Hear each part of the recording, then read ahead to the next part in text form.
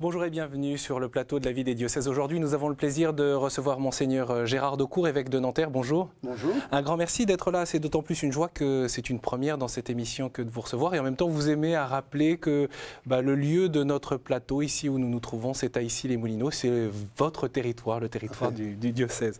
Nous allons soulever plusieurs questions avec vous au cours de ces 26 minutes pour saisir votre vision du diocèse avec ses forces et ses fragilités, l'impact de la baisse du nombre de prêtres, et comment on construit ce projet d'évangélisation, ces initiatives missionnaires. Le Conseil épiscopal nous a ouvert ses portes, le temps d'un reportage. On verra que l'évêque n'est pas isolé à la tête d'un diocèse. Et puis vous avez entamé aussi le réaménagement de la cathédrale de Nanterre. Pourquoi cette conscience diocésaine est essentielle pour un diocèse jeune, finalement, créé en 1966 du redécoupage de la petite couronne autour de Paris. Dans les Hauts-de-Seine, on peut rappeler quelques chiffres. Il y a aujourd'hui plus d'1,5 million d'habitants avec un niveau de vie en moyenne élevé. On a en tête l'image de Neuilly, Boulogne, Meudon, mais en réalité, il s'y cache aussi beaucoup de pauvreté. Oui, il y a un certain nombre de... On dénombre 17 poches de pauvreté dans le département et de grande pauvreté, de grande précarité. Mais vous savez, la pauvreté est partout. Vous faites allusion à Neuilly parce qu'on dit Neuilly, des villes riches, c'est d'accord. N'empêche qu'à Neuilly, c'est la première forme de pauvreté dans les Hauts-de-Seine, c'est la solitude. Ça se trouve aussi à Neuilly, vous pouvez être sûr. Oui. Alors justement, je vous propose, pour nourrir un peu notre réflexion, d'aller faire un tour dans un accueil de jour tenu par le Secours catholique. En décembre, nous sommes allés à La Rampe, à Colombes, là même où François Hollande, d'ailleurs le président de la République, avait choisi de faire une visite au début de l'été pour y annoncer son plan contre la pauvreté. Le constat, c'est que cette pauvreté affecte de plus en plus de femmes seules et des mères célibataires. C'est un reportage d'Olivier de Carenfleck. Il est 9 h, le centre du Secours catholique de Colombes ouvre ses portes. 80 personnes en situation de pauvreté se présentent chaque mercredi. Il y a 4 ans encore, aucune femme ne venait ici chercher du réconfort. Mais depuis 2010, elles sont une quinzaine chaque semaine à franchir la porte du centre. Ça fait combien de temps que vous venez? Il y a quelques mois, il n'y a pas si longtemps que ça, parce qu'on me l'a fait connaître. Et puis je suis venue et j'ai très apprécié. Bon, moi je ne viens pas pour prendre la douche ou ça, bon, je déjeune de temps en temps. Comme Marie-Antoinette, le nombre de femmes vivant dans la précarité qui ont entre 50 et 65 ans a doublé en 2 ans, mais ce ne sont pas les seules concernées. Ce qui est très marquant en ce moment, c'est une nouvelle forme de pauvreté. On est habitué à voir des hommes seuls qui vivent dans la rue, sans moyens, mais ce qui est nouveau aujourd'hui, c'est des femmes avec des enfants seuls. Et donc ça, c'est toujours très choquant. Une autre catégorie de personnes également touchées par la précarité, 30% des situations précaires concernent les étrangers contre 23% en 2001. Plus de femmes seules, plus d'étrangers. En une décennie, la pauvreté a changé de visage. Et à La Rampe, on trouve aussi un accueil, une écoute, un réconfort. On l'a vu, un petit déjeuner, des activités. On peut aussi rencontrer une assistante sociale. Au fond, qu'attendez-vous des chrétiens dans ce grand écart entre le monde des très riches et le monde de ceux qui sont dans le besoin, comme on vient de le voir à l'instant? Eh bien, qu'ils aient toujours plus conscience que le lien entre la foi et la charité est absolument indispensable. Voilà. La foi doit s'épanouir dans la charité, dit saint Paul. Et c'est ça que nous cherchons. Il y a pas mal de réalisations de ce genre-là dans les divers coins du diocèse, mais je sens qu'il y a de la générosité, il y en a partout de la générosité. Et ça ne suffit pas? Non, parce qu'on donne de l'argent, on va rendre un service. Mais l'engagement avec, et pas seulement avec, mais vraiment dans un partage, si vous voulez, un échange avec et pour les personnes en précarité ou en difficulté, ou comme je le disais il y a un instant, une forme ou une autre de pauvreté, parce qu'il y a toute la précarité sociale et tout ça, mais il y a toutes les autres formes de pauvreté qu'il ne faut pas oublier. On aurait tendance à se donner bonne conscience à bon compte, si je puis dire. Même si c'est important aussi. Oui, je ne sais pas si c'est se donner bonne conscience, mais on n'a pas conscience peut-être, si vous voulez, que si on ne se met pas à plusieurs pour changer les situations collectives d'injustice ou de précarité, on ne s'en sortira pas.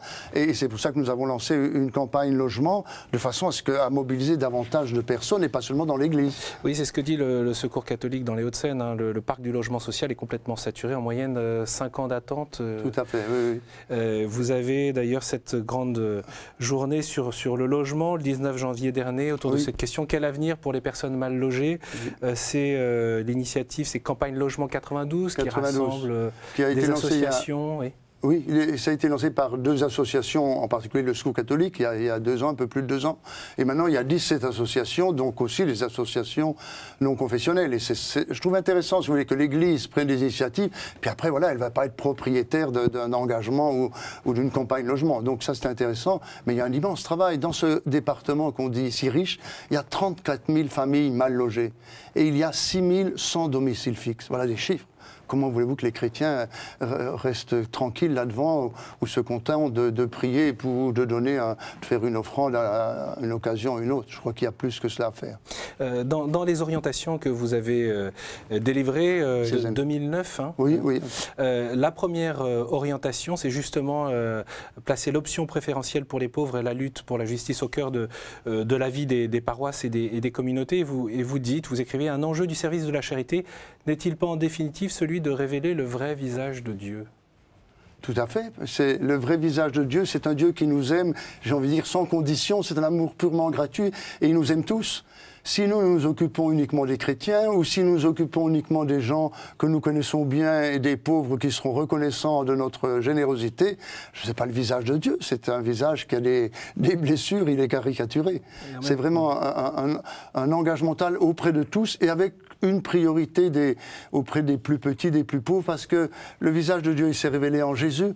Et qu'est-ce qu'il a fait? Ouvrons l'Évangile, regardons à qui Jésus a parlé. À tous, il a parlé à tous, il a appelé tout le monde, mais il y avait des priorités, c'est clair. Dans notre culture finalement très individualiste, très matérialiste, c'est une manière concrète d'annoncer l'Évangile en le disant ou pas d'ailleurs. Ah, tout à fait, tout à fait. Mais je dirais que la fraternité, la solidarité, le service des autres, c'est le terreau sur lequel peut être annoncé l'Évangile. Sinon, si vous voulez, qu'est-ce qu'on annonce? On risque de passer pour des personnes qui font du recrutement pour une association qui s'appelle l'Église, parce qu'ils voudraient être très nombreux. Tandis que là, s'il y a ce service du prochain, avec ce visage de Dieu révélé gratuitement, je crois que le jour où on pourra dire une parole plus explicitement évangélisatrice, on pourra la dire, elle risque d'être accueillie. Le bien commun, il se joue aussi autour des sujets sociétaux, comme on dit aujourd'hui. À la Défense, encore le 2 février dernier, les opposants au projet de loi Taubira, qui veut ouvrir le mariage aux personnes homosexuelles, ils étaient nombreux. Alors vous avez appelé les chrétiens à se manifester, oui, à choisir leur forme. Tout à fait. On connaît votre position, vous êtes opposé à ce projet de loi, on peut le dire comme ça? Tout à fait, tout à fait. Je l'ai écrit dans 4 messages successifs depuis le mois de septembre. Pour moi, je suis tout à fait clair. Il reste quand même que je disais, comme vous l'avez bien rappelé, que j'ai appelé les chrétiens à se manifester et que j'approuvais, je leur ai dit, d'ailleurs j'ai encouragé ceux qui avaient décidé de participer à une manifestation. Mais les catholiques, des catholiques de mon diocèse, ont choisi de manifester contre ce projet d'une autre manière. Ensuite de ça, il y a aussi un certain nombre de catholiques qui sont favorables à ce projet. Et puis il y a aussi, justement, il y a aussi les personnes homosexuelles qui sont, alors avec des positions diverses d'ailleurs, extrêmement mal à l'aise dans cette situation. Mais quand on est évêque, on est appelé à être un homme de communion. Alors on commence par prier souvent et beaucoup pour dire au Saint-Esprit, dis-moi comment je peux être un homme de communion sans être celui qui dit oui à tout, puis tu sais pas de problème.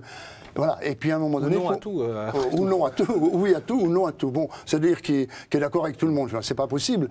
Mais alors, si vous voulez, après, au moment où il y a eu un discernement, il faut avoir le courage de prendre position et de dire ce qu'on pense. Vous dites le combat est autour du respect de la vie et du respect de la dignité de la personne. Ah, tout à fait. Ligne directrice. La vie, la personne, la famille.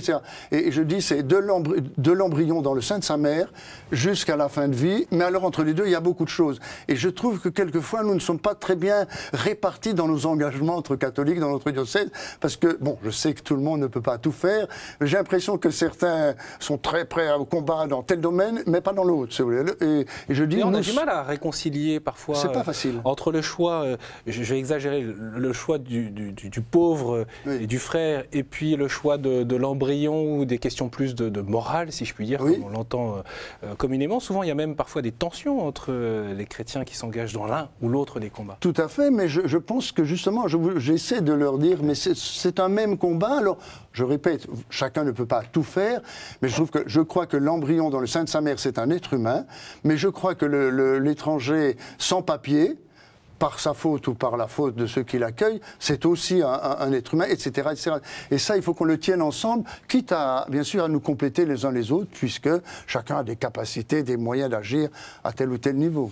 Dans ce contexte politique et social, Monseigneur, eh bien, la méditation sur la vie de Sainte Geneviève a bien revigoré les 300 pèlerins qui se sont lancés dans ce troisième pèlerinage pour la troisième année fluviale, pèlerinage sur la Seine, à l'occasion de la Sainte Geneviève. On peut rappeler que Sainte Geneviève, c'est la patronne du diocèse de Nanterre. Et de Paris. Et de Paris, effectivement. Un pèlerinage donc qui vous a conduit, en gros, de la Défense jusqu'à Saint-Étienne-du-Mont pour découvrir cette figure spirituelle étonnante qu'est Sainte Geneviève. Je vous propose de retrouver ce reportage. Comme chaque dimanche, le célèbre quartier d'affaires de la Défense aux portes de Paris est naturellement calme en ce 6 janvier. Du moins, pas tout à fait. Des fidèles du diocèse de Nanterre se sont donné rendez-vous pour célébrer ensemble la sainte patronne de leur diocèse. Sainte Geneviève, c'est une figure importante aujourd'hui dans la France, dans notre pays qui subit quand même un certain nombre de tourmentes. Le pèlerinage fluvial du diocèse de Nanterre va débuter. Les pèlerins vont se mettre dans le sillage d'une figure exemplaire. En l'an 451, Sainte Geneviève vogua sur cette voie fluviale pour relier Nanterre à Paris. Emprunter la Seine était le seul moyen pour Geneviève de ravitailler les Parisiens, alors assiégés par les hommes d'Attila. Plus de 1500 ans après, ces fidèles du diocèse de Nanterre se souviennent de leur sainte patronne en rejoignant le cœur de Paris pour prier une femme d'autorité spirituelle et politique. On parle de l'autorité de Sainte Geneviève d'abord au sens vrai du terme, c'est-à-dire qu'elle a une capacité de faire vivre. Elle met toutes ses capacités au service des autres et elle le fait sans se laisser influencer par ce que semble penser la majorité. Après 2 heures de navigation, les pèlerins retrouvent la terre ferme. On se rend à Saint-Étienne-du-Mont. Nantériens et Parisiens vont se retrouver autour de leur sainte patronne commune, une sainte patronne dont la vie reste un modèle.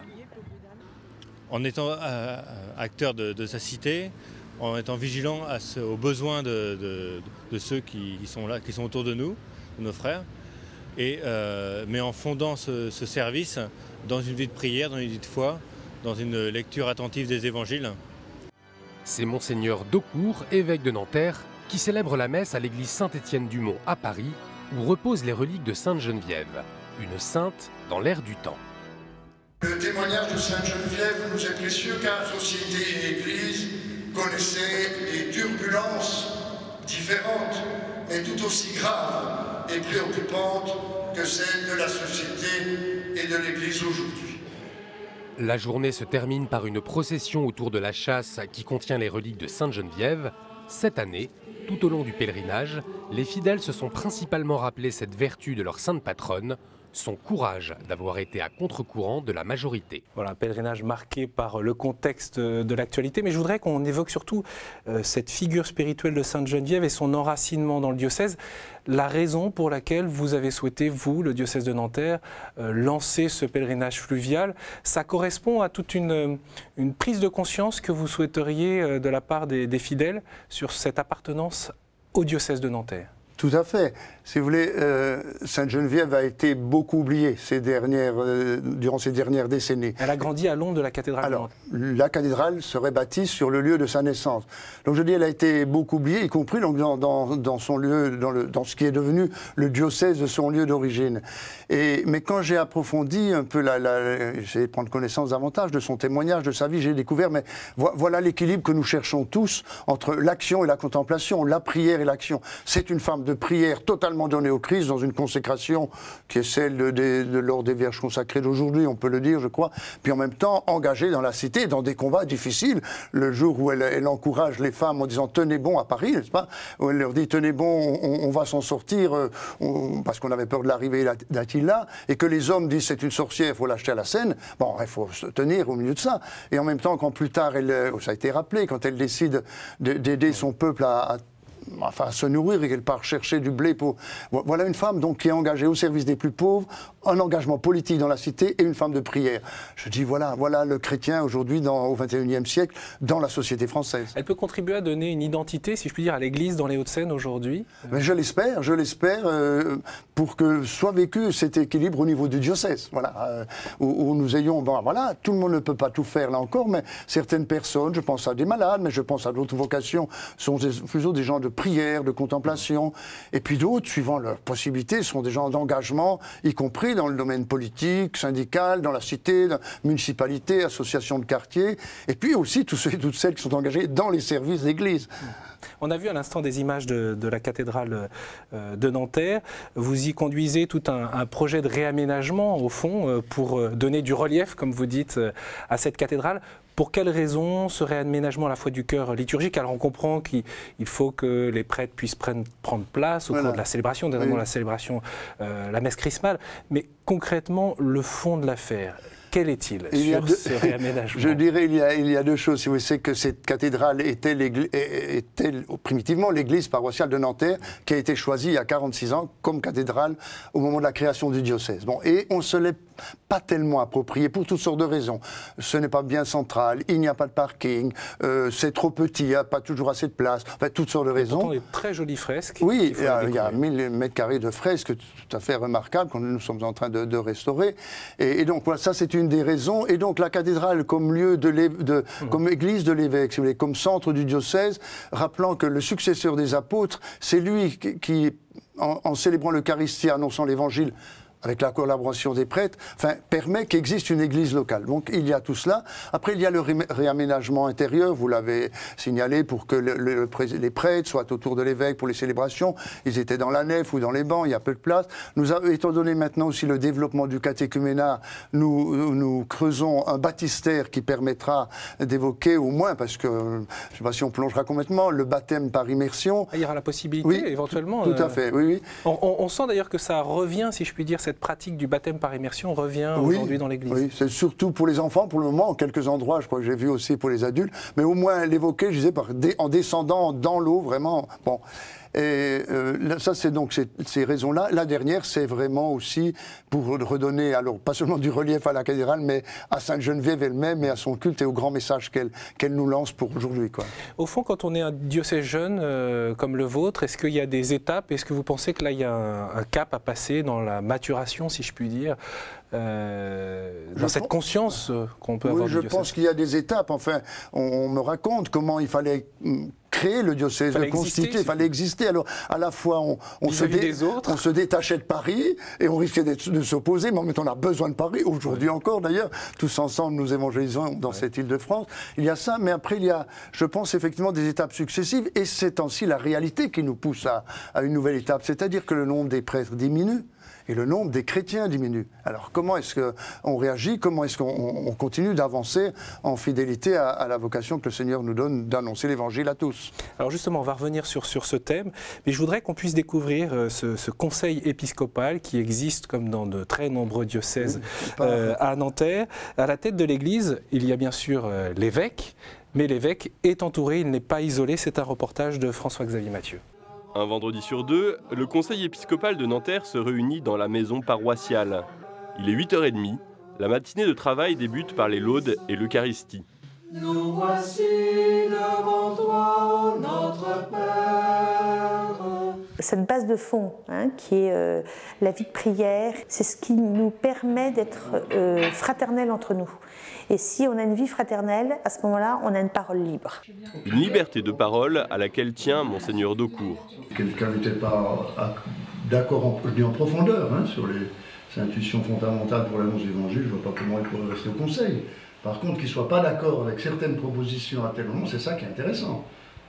Être à cette place, pour moi, c'est déjà sentir battre le cœur d'un diocèse. Cette vie qui est extrêmement riche dans le diocèse, alors beaucoup de vie et en même temps, ça part de misère et de souffrance. L'évêque, il a des décisions d'ordre pastoral à prendre, il se heurte à des difficultés parfois de point de vue, dans son peuple qui lui est confié, il a forcément des personnes qui sont pour un projet, d'autres qui sont contre. On en discute, on essaie de comprendre. La réunion débute par un partage autour de l'Évangile. C'est là que sont réfléchies et débattues les impulsions pastorales pour l'Église dans les Hauts-de-Seine. Projet d'évangélisation, création d'une nouvelle maison diocésaine ou encore gestion des finances. Ça peut être des décisions sur des projets, sur l'organisation par exemple je prends un exemple concret, organiser par exemple cette année l'année de la foi, ça a été pas mal pensé avec le conseil presbytéral, mais aussi en conseil épiscopal. Après le traditionnel tour de table sur l'actualité, le Conseil a invité un intervenant extérieur pour affiner sa réflexion. Aujourd'hui, le père Alain Lotodé, curé de Puteaux et vicaire épiscopal pour les maisons d'église. On a des terrains qui arrivent, il y a une proposition de s'installer sur un nouveau quartier. On ne commence pas par nos besoins, on part comment on peut rendre service à la société. Mais c'est un peu long pour un slogan. Voilà, et voilà, mais il faut effectivement qu'on travaille comment, en une phrase, on présente cet espace Saint-François, sa vocation, le synthétiser. Si le Conseil presbytéral et le Conseil des affaires économiques sont imposés par le droit canon, le Conseil épiscopal ne l'est pas. Il est pourtant un organe essentiel de la vie du diocèse. Monseigneur Daucourt s'est ainsi entouré de religieux, de prêtres et de laïcs, un choix représentatif de la diversité des vocations dans le diocèse. Et on pourra remarquer, Monseigneur, d'ailleurs, qu'il y a de nombreuses femmes. Au fond, il y a la parité dans votre conseil. 4 hommes, 4 femmes. Monseigneur, quel est le travail, au fond, à la fois le vôtre, mais celui du Conseil dans son discernement? On a aujourd'hui, vous le disiez à l'instant, des forces qui semblent s'amenuiser, en tout cas numériquement, c'est une réalité, et en même temps, la nécessité de poursuivre la mission d'annonce de l'Évangile avec les personnes qui sont là. Comment on fait pour que ça fonctionne, ou du moins l'Esprit puisse faire son œuvre à travers tout ça? Alors là, comment on fait? Je dirais, l'évêque a besoin d'être conseillé et d'être aidé, d'où il a un conseil épiscopal et d'autres conseils encore. Mais qu'est-ce que nous faisons? D'abord, il faut absolument que nous puissions être des gens qui distillent la confiance, si vous voulez. Parce que si nous sommes des pessimistes par rapport à l'avenir de l'Église, je crois que nous doutons du Saint-Esprit. Et ça me paraît extrêmement grave. Donc, il ne faut pas être non plus des idéalistes ou des gens, des optimistes béats.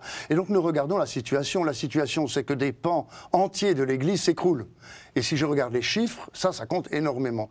Mais dans la Bible, il n'est jamais question de chiffres. Hein. Le Seigneur nous envoie tous, mais il n'a jamais dit qu'il fallait en convertir tant ou tant. D'ailleurs, ce n'est pas nous qui convertissons, mais c'est lui. Donc, il ne s'agit pas de faire nombre, mais de faire signe. Et donc, nous regardons, tout en voyant ces pans entiers qui s'écroulent, on ne va pas nier le manque de prêtres, la diminution des baptêmes, la diminution des croyants, parce que ce n'est pas d'abord le manque de prêtres qui est le plus... moi, je ne commence pas par là, c'est le manque de chrétiens actuellement. C'est ça qui vous saisit le plus. Ah, tout à fait, et c'est ça qu'il faut constater. Alors, nous le constatons avec regret, et en même temps, nous disons, voilà, quels sont ceux qui sont vivants, qui y croient, et on avance. En même temps, il n'y a pas seulement ceux-là, il y a tous ceux qui, par diverses circonstances, ce qu'on appelle les recommençants, se remettent en route. Comment nous allons les soutenir? Qu'est-ce qu'on va leur proposer? Et puis il y a tous les autres qui ne connaissent pas le Christ, parce qu'ils ne sont pas chrétiens ou d'une autre religion, etc. Je me dis, comment est-ce qu'on va rendre à nouveau l'Évangile intéressant? L'Évangile reçu comme quelque chose de libérant, qui donne un vrai goût de liberté. Mais comment on va le faire? Parce que c'est quand même ça, si vous voulez. Alors c'est à travers l'Église, on va nous dire, oui, mais c'est l'Église qui... D'accord, mais l'Église c'est nous. Alors justement, comment est-ce que nous pouvons ensemble rendre, je dirais, l'Église et l'Évangile intéressant? Oui, on a entendu parler de la Maison de la Famille à l'instant. C'est un projet, oui, c'est un projet qui est en route, de mûrir dans le diocèse. Qui se mûrit dans le diocèse, elle est en construction actuellement à Boulogne. Nous avons plusieurs maisons des familles d'ailleurs. Maison d'église, pardon. Oui. Ça, c'est la maison des familles. Avec la maison de la parole. La maison de la parole. Nous avons la maison Notre-Dame de Pentecôte à la Défense, c'est la première. Et à Rueil, Maximilien Kolb. Donc ça nous fera 4 maisons d'église. Nous disons ça parce que nous les voyons comme des compléments aux paroisses. Vous voyez, pour proposer quelque chose justement à ceux qui sont loin de l'église ou qui hésitent, qui ne soient pas immédiatement la structure paroissiale. Voilà. Donc, comme une médiation, un lieu de dialogue aussi. Tout à fait, lieu de dialogue, lieu d'accueil. Vous voyez, je prends cet exemple, la construction à Boulogne. On aurait pu dire dès le départ, il y a un nouveau quartier avec 15 000 habitants qui arrive, il faut faire une église ou une chapelle. J'ai dit, prenons les choses autrement. Pensons d'abord à ceux qui ne viendront pas à l'église et que nous voudrions voir sur le chemin du Christ. Qu'est-ce qu'on va leur proposer? Donc nous avons pris le biais de la famille, la parentalité. Nous allons essayer de proposer quelque chose dans ce sens. Oui, il y a eu cette intuition, c'est vrai, sur le parvis de la Défense, Tout à fait. de cette maison d'église. Un mot quand même, au fond, qu'est-ce qui est le plus difficile peut-être pour les fidèles de bien comprendre dans la période que l'on vit? Qu'est-ce que vous percevez et quel message vous souhaiteriez donner en quelques minutes qui nous restent? Oui, d'accord. Mais je ne sais pas si c'est le plus difficile, mais c'est ce qu'il ne faut pas manquer et qui est certainement exigeant, un peu difficile. C'est si vous voulez, de vivre ce mystère de l'Église que le Concile Vatican II nous a aidé à reprendre conscience. Ça n'a jamais été perdu. C'est-à-dire une Église communion dans la diversité et la complémentarité des services et des ministères. Tout baptisé à sa place. Tout baptisé peut agir. Simplement, il faut accepter de se compléter et de vivre ce que j'appellerais une sorte de permanent lavement des pieds mutuels. Nous sommes au service les uns des autres. Mon conseil épiscopal est à mon service, mais moi je suis à leur service. Et il y a un échange, nous avons tous besoin les uns des autres pour remplir l'unique mission qui est d'annoncer l'Évangile. Quel regard vous portez sur l'avenir, les années qui viennent? Elles vont continuer à être difficiles parce que vous disiez c'est l'Esprit Saint qui fait son œuvre, en même temps il peut mettre à l'épreuve. Tout à fait, il ne se gêne pas, remarquez, hein. Je vous signale ça. Mais oui, les années vont être difficiles, mais si vous voulez, on est tellement encouragés. Je viens de passer une semaine avec les laïcs de la pastorale des funérailles, avec les diacres, c'était pas toute la semaine, dans cette semaine-là, avec les diacres et leur épouse, avec la pastorale de la santé, les laïcs de la pastorale de la santé. Je pourrais continuer des groupes de jeunes. Tout évêque, d'ailleurs, pourrait raconter cela. Mais quand je vois ça, je dis, mais il y a des hommes et des femmes qui sont attachés à Jésus-Christ, enracinés dans sa parole. L'avenir est là. Alors nous sommes tous des pauvres types et des pécheurs, il faut se convertir. Moi, je me souviens que le pape Jean-Paul II m'a demandé un jour, la première fois où je retournais à Rome après être devenu évêque, il me dit, ça va, il y a des difficultés, c'est un changement pour vous d'être en France maintenant. J'ai dit, vous savez, le premier problème dans le diocèse, c'est la conversion de l'évêque. Alors il a souri, mais il m'a dit, mais à Rome, c'est la même chose. Je crois que c'est vrai, si vous voulez, mais il ne faut pas dire ça seulement comme une galéjade ou en souriant. Je crois que c'est notre conversion personnelle qui n'est jamais finie et j'ai besoin des autres pour me convertir, ils ont besoin de leur évêque. Un dernier mot, Monseigneur. Dans la lettre que vous adressez septembre-octobre, le diocèse de Nanterre, très largement distribuée, il y a cette invitation dans le cadre de l'année de la foi à organiser pour les paroisses et la communauté une nouvelle initiative pour l'annonce de l'Évangile.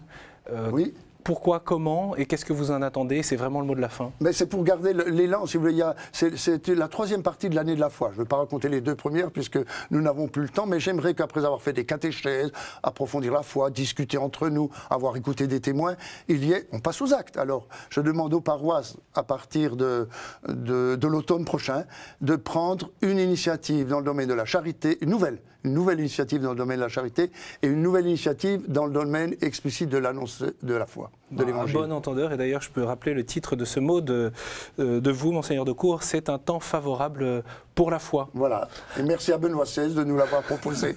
Merci beaucoup, Monseigneur de Cour, d'être venu jusqu'à nous. L'actualité de l'Église dans les Hauts-de-Seine, bien sûr, on la retrouve sur le site internet du diocèse. N'hésitez pas également à visiter le site de KTO et à partager cette émission. Très bonne journée à vous et à la semaine prochaine.